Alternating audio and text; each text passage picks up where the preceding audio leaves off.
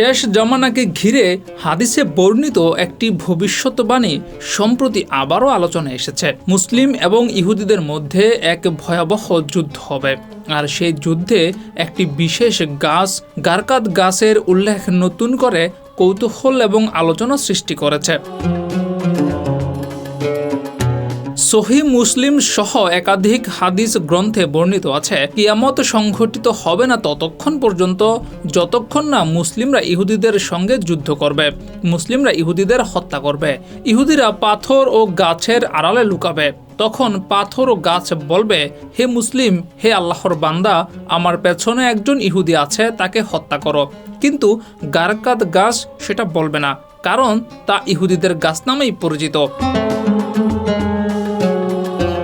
গারকাদ মূলত একটি কাঁটাযুক্ত মরুভূমির ঝোপ জাতীয় গাছ, যা মধ্যপ্রাচ্যের শুষ্ক অঞ্চলে জন্মায়। হাদিসে এই গাছের আলাদা করে উল্লেখ থাকায় বহুদিন ধরেই এটি নিয়ে ধর্মীয় আলোচনা চলে আসছে।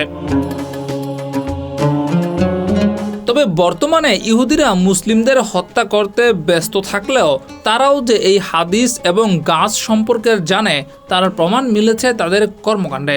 সম্প্রতি এই গাছের ব্যাপক পরিমাণে আবাদ লক্ষ্য করা যাচ্ছে ইসরায়েলের ভেতরে এবং ফিলিস্তিন সীমান্তে ব্যাপক হারে এই গারকাদ গাছ লাগাচ্ছে ইসরায়েলি ইহুদিরা।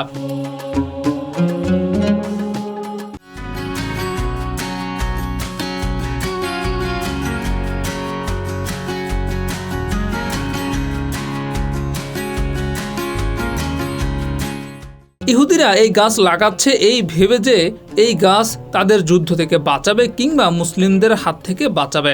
যদিও অনেক বিশেষজ্ঞ বলছেন মরুভূমি এলাকায় ঝোপজাতীয় গাছ লাগানো পরিবেশগত কারণেও হতে পারে।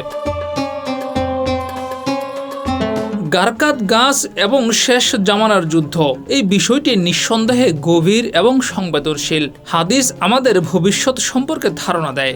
ঘটনাগুলো কিভাবে এবং কখন বাস্তবায়িত হবে তা একমাত্র আল্লাহই ভালো জানেন। জিয়াউর রহমান, যুগের চিন্তা।